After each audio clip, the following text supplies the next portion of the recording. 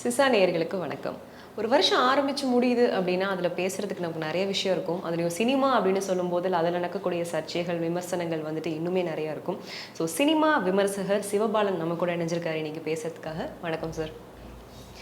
2024ல கண்டிப்பா நல்லா ஓடும் அப்படின்னு எக்ஸ்பெக்ட் பண்ணி, ஓடாத படங்கள்னு நீங்க பார்க்குறது எது? எக்ஸ்பெக்ட் அப்படின்றது தாண்டி ஒரு படம் அப்படின்னும்போது ஒரு ஆர்டிஸ்ட்டுக்கு ஒரு எதிர்பார்ப்பு இருக்கும். எக்ஸ்பெக்டேஷன்ஸ் அப்படிங்கிறது டேரக்டர் சாய்ஸுங்கிறது ரொம்ப குறைவு, ஆர்டிஸ்ட் சாய்ஸ் அப்படிங்கிறது ரொம்ப அதிகம். ஸோ ஃபேன் ஃபாலோவர்ஸ் அப்படிங்கிற ஒரு ஆங்கிளில் யோசிக்கும்போது எல்லாருக்கும் தெரிஞ்ச ஒரு விஷயம் கங்குவா. ஏன்னா அது அவங்களே வந்து ஓவர் டூ பண்ணி அந்த ஒரு படத்தை வந்து இது பண்ணாங்க. அது வந்து ஒரு எதிர்பார்ப்பு, நிறைய எதிர்பார்ப்பை கொடுத்துச்சு. அது வந்து ஒரு பெரிய ஃப்ளாப்பு. அதற்கு அடுத்து பார்த்திங்கன்னா இந்தியன் டூ ஏன் அதை நான் சொல்ல வரேன் அப்படின்னா, இந்தியன் 1 கொடுத்துருக்க இம்பேக்ட் தான் சங்கர் யார், இந்த தமிழ் சினிமா தான் பிரம்மாண்டம்னா என்ன அப்படிங்கிறது இந்த இந்தியாவுக்கே காமிச்சு. அதில் மேஜர் கீ ரோல் சங்கர் தான். அதுலேயுமே இந்தியன் படம் வந்து அதோடைய பட்ஜெட் அன்றைக்கி இருக்கிற காஸ்ட் ஆஃப் பட்ஜெட் ரொம்ப ஜாஸ்தி. அந்த பட்ஜெட்டில் அந்த மாதிரி பிரம்மாண்டமாக ஒரு படம் யாருனாலே எடுக்க முடியாத அளவுக்கு ஒரு படத்தை எடுத்து வச்சுருப்பார். ஸோ அந்த படம் கொடுத்த ஹைப்பு இந்தியன் 2க்கும் வந்து ஒரு பெரிய ஹைப்போடு தான் இருந்துச்சு. அப்போது அந்த படம் வந்து டோட்டல் டிசாஸ்டர். அது இன்க்ளூடிங் கமல் சாரும் சரி, அவங்க சித்தார்த் சரி, சங்கர் சரி, யாருமே வந்து எதிர்பார்க்காத ஒரு பெரிய டிசாஸ்டர். ஸோ இந்த படம் அந்த மாதிரி ஆகிடுச்சு. அதுக்கடுத்து வந்து பார்த்திங்கன்னா, இன்னும் ஒரு அழகாக சொல்லணும்னா தங்கலான் வந்து மிக்ஸ்டு ரிவ்யூவில் வந்துச்சு. ஆனால் அதோடைய எதிர்பார்ப்பு வேறு. ஏன்னா தங்கலானுடைய எதிர்பார்ப்பு எப்படின்னா, விக்ரம் வந்து நல்லா நடித்தார், எல்லாம் கரெக்டு. பட் ஈவன் தங்கலான் வந்து ஒரு மிக்ஸ்டு ரிவ்யூஸ் வந்ததுக்கு ரீசன் என்னென்னா, அவர் கேஜிஎஃப் ஸ்டோரிஸை அப்படியே எடுத்துருந்துருக்கலாம். கேஜிஎஃப்ஸில் அப்படின்னும்போது தமிழ் மக்கள் எப்படி உள்ளே வந்தாங்க, அதை ஏன் கேஜிஎஃப்பை பேன் பண்ணாங்கன்ற ஒரு ஆங்கிளை கொண்டு போகாமல், இந்த தங்கத்துக்கு பாதுகாவலர்கள் நாங்கள் தான் அப்படின்னு சொல்லிட்டு இந்த ட்ரைபல் பீப்புள் மற்றவங்க தான் எல்லாத்துக்கும் ரீசன் அப்படிங்கிற ஆங்கிளில் வந்து ஒரு கதையை அவரை எடுத்துகிட்டு போனது எல்லாராலையும் அக்செப்ட் பண்ணிக்க முடியலை. அதுக்கடுத்து ரொம்ப முக்கியமாக ஒரு படம் சொல்லணும்னா வேட்டையனுமே வந்து என்னென்னா, படம் வரும்போதே ஓவர் டூ ஆகக்கூடாது அப்படின்றதுனால ஒரு எதிர்பார்ப்பு இல்லாமல் தான் அந்த படத்தை வந்து கொஞ்சம் ரிலீஸ் பண்ணாங்க. பட் இன்ஃபேக்ட் அது ரிலீஸ் பண்ணாலுமே என்னென்னா, அந்த எப்படி சொல்கிறதுனா, ஒரு படம் ஒரே ஒரு கதை அப்படின்ற போது எல்லாருக்கும் புரியும். இதில் 2-3 கதைகள், கல்வி ஒரு பக்கம், என்கவுண்டர் ஒரு பக்கம் அப்படின்னு சொல்லிட்டு கொடுக்கும்போது ஆடியன்ஸுக்கு வந்து எதை ஃபாலோ பண்ணுறது அப்படிங்கிற ஒரு விஷயம் தெரியாமல் போனாலும் அதோ ஒரு மிக்ஸ்டு ரிவ்யூஸில் வந்து கொஞ்சம் வந்துருச்சு. பர்சனலாக எனக்கு அந்த படம் பிடிக்கும். பட் கண்டென்ட் வைஸ் அப்படின்னும் போது அதே மாதிரி அந்த டேரக்டர் அதுக்கு முன்னாடி ஒரு வலுவான ஹிட்டு கொடுத்துருந்தார். ஸோ இது எல்லாமே யோசிக்கும்போது இந்த மாதிரியான படங்கள் எல்லாமே வந்து ஒரு பெரிய ட்ராபேக்கு அப்படின்னு நம்ம சொல்லி ஆகலாம். இப்போ இருக்கக்கூடிய காலகட்டத்தில் நீங்கள் சங்கர் சாரை பற்றி பேசும்போது எனக்கு ஒன்று கேட்கணும் அப்படின்னு தோணுச்சு. அவங்கெல்லாம் வந்து நம்ம 90ஸ்ல இல்லைனா வந்து ஒரு 2000ஸ்ல அவங்க எடுக்கிற படங்கள் மோஸ்ட்டாகவே ஒரு ஹிட்டில் தான் இருந்திருக்கு. பட் இந்த ஜென்ரேஷனில் அவங்க கொடுக்கக்கூடிய அந்த ஒரு படங்கள் வந்துட்டு ஏன் அப்போ மாதிரி ஓட மாட்டேங்குதுன்னு நீங்கள் நினைக்கிறீங்க? ஓட மாட்டேங்குதுன்னு இல்லை. ஒரு விஷயம் நம்ம ஆழமாக புரிஞ்சுக்கிறோம். சங்கர் சார் காலத்துலேயும் சரி, அதற்கு முன்னாடியும் சரி, தமிழ் சினிமா இண்டஸ்ட்ரியில் கதை இலாக்கா குழுன்னு ஒரு பெரிய குழு இருந்துச்சு. கதை விவாதம் பண்ணுறதுக்குன்னே ஒரு டீம் வச்சுருப்பாங்க. இப்போது நீங்கள் பழைய கிளாசிக் விண்டேஜ் ப்ரொடியூசர்ஸ் எல்லோரும் எடுத்துக்கோங்களேன். இப்போ தேவர் ஃபிலிம்ஸ் எடுத்துக்கோங்க, ஏவிஎம் ப்ரொடக்ஷன்ஸ் எடுத்துக்கோங்க, சத்யா மூவிஸ் எடுத்துக்கோங்க. இங்கெல்லாம் கதை இலாக்கா அப்படிங்கிற ஒரு பெரிய டீம் இருக்கும்.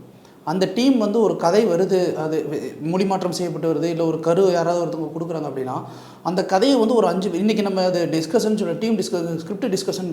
அன்றைக்கி வந்து கதையாசிரியர்கள் 5 பேருமே உட்காந்து அவங்களுடைய ஒரே பிரதான வேலை, இந்த ஒரு படத்துக்கு கதை வருது அப்படின்னா அந்த கதையை ஃபுல்லாக டிஸ்கஸ் பண்ணுவாங்க. இந்த சீனுக்கு எப்படி எடுக்கலாம், அதை எப்படி எடுக்கலாம், இப்படி எடுக்கலாம் அப்படின்னு சொல்லிட்டு அவங்க ஃபுல் டிஸ்கஷன் பண்ணி முடிச்சுட்டு தான் அந்த கதையை அதுக்கடுத்து ஹீரோவுக்கோ இல்லை வந்து அந்த ப்ரொடியூசர் தரப்புலேருந்து பிச் பண்ணவே ட்ரை பண்ணுவாங்க.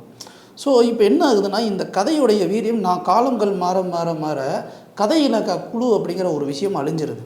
அது அழிஞ்சதுக்கப்புறம் என்னென்னா, அசிஸ்டன்ட் டைரக்டர்ஸ், கதை தேடி வர இயக்குநர்கள், இவங்க எல்லாருமே வந்து என்னென்னா அதுக்குள்ளே முன்னாடி வர ஆரம்பிச்சு. இப்போது கேஸ்ரீகுமார் சார்லாம் வந்து அவர் எடுத்த சொந்த கதை அப்படின்னு பார்த்தீங்கன்னா புரியாத புதிர் ஒரு படம் மட்டும்தான். அதற்கடுத்து எல்லாமே வந்து அவர் வேறு யாரோடைய கதையாவது எடுத்து தான் அவர் பண்ணுவார்.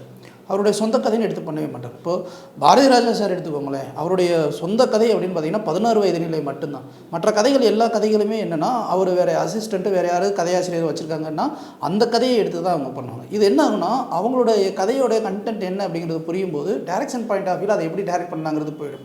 இப்போ இது என்ன ஆகுதுன்னா, இதுக்கு வந்து காரணம் வந்து அன்றைக்கி சான்சஸ் ரொம்ப கம்மியாக இருந்தது ஒரு காரணம். அதுக்கு எக்ஸாம்பிள் எடுத்தோன்னா இப்போ டி ராஜேந்தர் அவர் தான் ஃபஸ்ட்டு இந்த ட்ரெண்டையே உடைக்கிறாரு. ஒரு படம் அப்ரோச் பண்ணுறாரு, ஒரு கதையை சொல்ல ட்ரை பண்ணுறாரு, ஒரு மியூசிக் டைரக்டர் போது பட்ஜெட் இல்லை, பட்ஜெட்டையும் தாண்டி இந்த கதையை சொல்லி ஆகணும், எல்லாத்தையும் பண்ணி ஆகணும் அப்படின்னும் போது அவர் எல்லாத்தையும் அவரே எடுத்து பண்ணுறாரு. அவர் எடுத்து பண்ணுறாரு, ஒரு சக்ஸஸ் கொடுக்குறாரு. இது வந்து ஒரு ஸ்ட்ராட்டஜியாக மாறிடுது. எதுக்கப்புறம் நம்ம போய் எதுக்கு கதை இலாக்காவுக்கு கொடுக்கணும் அப்படின்னு ஒரு மாறுது. இப்படி மாறும்போது தான் இந்த கதை இலாக்காக்களும் கொஞ்சம் கொஞ்சமாக குறையுது. இப்போ கமல் சார் வந்து ஆர்சி சக்தி, அனந்து இந்த மாதிரி ஒரு குரூப் வச்சுருந்தார் கேபி சார் டீமில். அதுக்கடுத்து வந்து எஸ்பி முத்துராமன் சார் அவங்க ஒரு டீம் தனியாக ஒன்று வச்சுருப்பாங்க. இப்போ காலங்கள் மாற இந்த இதெல்லாமே கொஞ்சம் கொஞ்சமாக உடையுது. அதுக்கப்புறம் ஸ்கிரிப்ட் ரைட்டர் அப்படிங்கிறது ஸ்க்ரீன் ப்ளே ரைட்டர் அப்படிங்கிற மாதிரி ஒரு கண்டென்ட்டுக்குள்ளே வராங்க. இந்த ஸ்க்ரீன் ப்ளே ரைட்டர்லேயே பார்த்தீங்கன்னா மோஸ்ட்லி கோலோச்சி அந்த காலங்களில் நின்றது யாருன்னா, ஒன்று பாலகுமாரன் சார், இன்னொன்று சுஜாதா சார். சுஜாதா சார் தான் மேக்ஸிமம் டாமினண்ட்டாக இருப்பார். எல்லா கதைகளும் சயின்டிஃபிக் ஸ்டோரிஸ் எல்லாமே எடுக்கிறது. பாலகுமாரன் சார் கண்டென்ட் ஓரியன்டாக எடுக்கிறது எல்லாத்துக்கும் இருப்பார். ஸோ இவங்க 2 பேரும் டாமினேட்டாக இருக்கும்போது சங்கரோட படத்துக்கு மோஸ்ட்லி வந்து அவருடைய முதல் 2 படத்துக்கு வந்து பாலகுமாரன் சார் தான். அதுக்கப்புறம் மற்ற படங்கள் எல்லாத்துக்குமே வந்து சுஜாதா தான். மணிரத்னம் சாருக்கும் சுஜாதா தான். ஸோ இப்போது சுஜாதா அப்படிங்கிற ஒரு மிகப்பெரிய ஆளுமை ஒரு படத்தை நீங்கள் கொடுக்குறீங்க அப்படின்னா அந்த கண்டென்ட்டை வந்து அவர் வந்து அனலைஸ் பண்ணி இது ஓடாதுங்கிறது வரைக்கும் ஸ்கிரிப்ட் டாக்டராக அது டீட்டெயிலிங்காக கொடுத்துருவார். ஆனால் சுஜாதா மாதிரியான ஒரு மிகப்பெரிய ஆளுமைகள் போனதுக்கப்புறம் அந்த இடத்த ரீப்ளேஸ் பண்ணுறதுக்கு ஒரு பெரிய கரெக்டான ஒரு நாலேஜபிள் பர்சன் அப்படிங்கிறது யாருமே கிடையாது. அவங்களாம் ஸ்கிரிப்ட் ரைட்டர்ஸ் சொல்கிற ஸ்கிரிப்டை எழுதுவாங்க, டேரக்டர் சாய்ஸுக்கு விட்டுருவாங்க. ஆனால் சுஜாதா அப்படி கிடையாது, டேரக்டர் சாய்ஸுக்கு விட மாட்டார். இந்த ஸ்கிரிப்ட் நீ இந்த மாதிரி பண்ணால் மட்டும்தான் அது நிற்கும், இல்லைன்னா நிற்காது அப்படிங்கிற ஒரு கன்ஸ்ட்ரக்டிவ் கிரிட்டிசிசம் ஒன்று வைப்பார். ஸோ இந்த கன்ஸ்ட்ரக்டிவ் கிரிட்டிசிசம் அங்கே இல்லை அப்படின்னும் போது அதை அடிவாங்க. இப்போது சங்கர் தடுமாறுறதுக்கு ஒரு மிகப்பெரிய காரணமே வந்து சுஜாதா அப்படிங்கிற ஒரு ஆளுமை இல்லாமல் போனது மட்டும்தான். இது ஒரு பக்கம் இருக்க, இன்றைய காலகட்டங்களில் தொழில்நுட்பம் நல்லா வளர்ந்துருச்சு. பிரம்மாண்டம் அப்படிங்கிறது ஒரு காலத்தில் வந்து இங்கே தமிழ் சினிமாவில் மட்டுமே இருந்தது. இன்றைய காலகட்டங்களில் பிரம்மாண்டம்ங்கிறது எல்லா தளத்திலுமே எல்லா சினிமாவிலையுமே வர ஆரம்பிச்சிருச்சு. ஸோ இப்போ எல்லா சினிமாவுக்குள்ளும் எல்லாருமே வர ஆரம்பித்ததுக்கப்புறம் கம்பேரிசன் வர ஆரம்பிச்சிருச்சு. அதுலேயும் குறிப்பாக வந்து சங்கருக்கு வந்து எப்படி சொல்கிறதுனா, கவிஞர் கண்ணதாசனுக்கு போட்டியே வந்து கவிஞர் வாலி. ஏன் கவிஞர் வாலின்னா, அதுக்கு வந்து உனக்கு போட்டியை நான் தான், நீ ஒரு பாட்டு எடுத்த, அந்த பாட்டில் இன்ஸ்பயர் ஆகி நான் பாட்டுக்கு வந்து பாட்டு எழுத ஆரம்பித்தேன், இப்போ உனக்கு போட்டியை நான் தான் வந்திருக்கேன், நீ ஒழுங்கு அந்த பாட்டு எழுதாமல் இருந்தால் நான் வந்திருக்க மாட்டேன் அப்படிங்கிற மாதிரி சங்கர் பிரம்மாண்டமாக படம் எடுத்துட்டாரு. இவர் எழுத்த பிரம்மாண்டத்தை பார்த்து எஸ்எஸ் ராஜமௌழி ஒரு படம் எடுக்கிறாரு. அந்த பிரம்மாண்டம் வந்து இன்னும் சூப்பராக இருக்குது அப்படின்றதுக்கப்புறம் இப்போ வந்து எஸ்எஸ் ராஜமௌழி சொல்கிற கதை தான் இது. சங்கர் சார் படம் எனக்கு பிடிக்கும், அவரை பார்த்து நான் பிரம்மாண்டம் கற்றுக்கிட்டேன். இப்போ சங்கருக்கே டஃப் கொடுக்குற மாதிரி எஸ்எஸ் ராஜமௌழியோட படங்கள் வர ஆரம்பிச்சிருச்சு.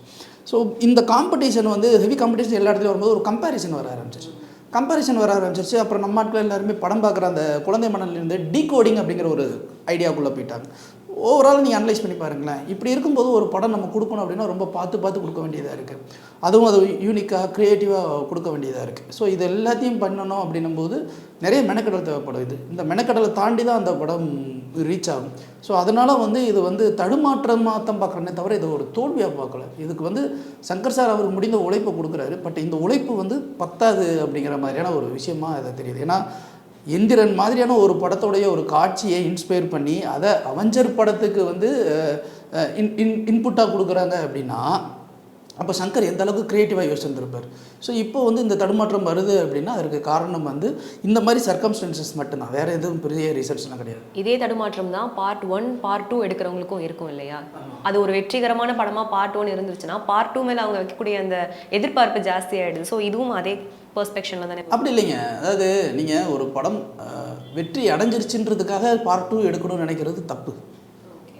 ஒரு படம் டிமாண்ட் பண்ணுது பார்ட் 2க்கு அப்படின்னும் போது அந்த பார்ட் 2 டிமாண்டு வந்து உங்களுடைய கதையை லீட் பண்ணி கூட்டிகிட்டு போது சக்ஸஸ். புரியுதுங்களா? நீங்கள் வந்து ஒரு படம் எடுத்துட்டோம், அந்த படத்துக்கு வந்து ஒரு கதையை சொல்லிட்டோம். இப்போ அந்த கதைக்கு வந்து நான் பொட்டு வச்சு பூ வச்சு சிவி சிங்காரிச்சு கை கால் ட்ரெஸ்ஸு போட்டு அழகு பார்க்க போகிறேன் அப்படின்னு நீங்கள் ஒரு விஷயத்தை பிரித்து பண்ணுறீங்க அப்படின்னும்போது நீங்கள் ஆல்ரெடி வந்து அந்த இதுக்கு வந்து அழகான ஒரு வடிவம் கொடுத்து சாப்பாடு சாப்பிட்டு அது ஃபுல் மீல் முடிஞ்சிருச்சு. நீங்கள் அதுக்கு மேலே ஓவர் டோஸ் பண்ணி அதோட வந்து சுகர் கோட் பண்ணுறேன் அப்படின்னு ஒன்று பண்ணும்போது அது நிற்காது. பட் பார்ட் 2 படங்கள் இப்போ நீங்கள் ஜிகர்தாண்டா எடுத்துக்கோங்க. ஜிகர்தாண்டா XXL படம் வந்துச்சு, அதுவுமே பார்ட் 2 தான். பட் அது ப்ரீக்வலாக எடுக்கும்போது எல்லாருமே அதை கனெக்ட் பண்ணிக்கிட்டாங்க. ஸோ உங்களுக்கு சில படங்கள் வந்து அது கனெக்ட் ஆகும். இப்போது பாகுபலி எடுத்துக்கிட்டிங்களேன், பாகுபலி வந்து எடுக்கும்போது பார்ட் 1 எடுத்துட்டாங்க. ஏன் எடுத்தாங்க அப்படின்னா பார்ட் 1 இருக்கிற கதை பார்ட் 2 என்ன சொல்ல போகிறோம் அப்படிங்கிறது ராஜமௌழி கிளியராக இருந்தார். அதனால் அதை நம்ம அக்செப்ட் பண்ணிக்க முடிஞ்சிச்சு. பட் இப்போ வந்திருக்கிற நிறைய படங்கள் எல்லாமே என்னென்னா பார்ட் 1 ஒன்று எடுத்து ஹிட்டு கொடுத்துட்டோம்ல, ஸோ பார்ட் 2 அப்படின்னும் போது ஒரு வியாபார நோக்கத்துக்காக பார்ட் 2 போட்டோம்னா நமக்கு வந்து அந்த பிஸ்னஸ் ஆகும் அப்படிங்கிற ஆஸ்பெக்டில் அந்த கதையை வந்து டெவலப் பண்ணி ஒன்று பண்ணும்போது தான் அங்கே வந்து ஃபெயில் ஆகுது. நீங்கள் அது வந்து பிரம்மாண்டமான படத்தை எடுத்துக்கலாம், இந்த படத்தை எடுத்துக்கலாம். ஏன் வெங்கட் பிரபுட சென்னை 6,28,000 பார்ட் 2 எடுத்துக்கோங்களேன். ஏதோ ஒரு சில படங்கள் தப்பி பிழைக்கிறது உண்டு. இப்போ அதில் வந்து லாஜிக்கே இல்லாமல் போன படம்னா அரண்மனை 4 வரைக்கும் வந்தது தான். மற்ற படங்கள் எல்லாமே வந்து இந்த மாதிரி தடுமாற்றம் கிடையாது. ஒரு ஸ்க்ரீன் பிளே ட்ரீட்மெண்ட்டு அதுக்குன்னு ஒன்று ரெடி பண்ணணும் அப்படின்னு நினைக்கிறது தான் தவறு. இப்போ விடுதலை 2வே மிக்ஸ்டு ரிவ்யூஸில் தான் போயிட்டுருக்கு. காரணம் என்னென்னா இதுதான், ஒரு படம் நீங்கள் எடுக்கிறீங்க அப்படின்னா அந்த படத்தோடைய கோர் வேல்யூக்கு வந்து குறையாமல் நீங்கள் பார்ட் 2 எடுக்க கொடுக்கணும். அப்படி கொடுத்தீங்கன்னா அது நிற்கும், இல்லைன்னா அது எப்போவுமே தடுமாற்றம் தான். லைக், ஷேர் அண்ட் சப்ஸ்கிரைப் பண்ணாதவங்க இப்போவே சப்ஸ்கிரைப் பண்ணிடுங்க. எங்களோட அப்டேட்ஸ் உங்களுக்கு வரணும்னா பெல் பட்டனை ப்ரெஸ் பண்ணுங்கள்.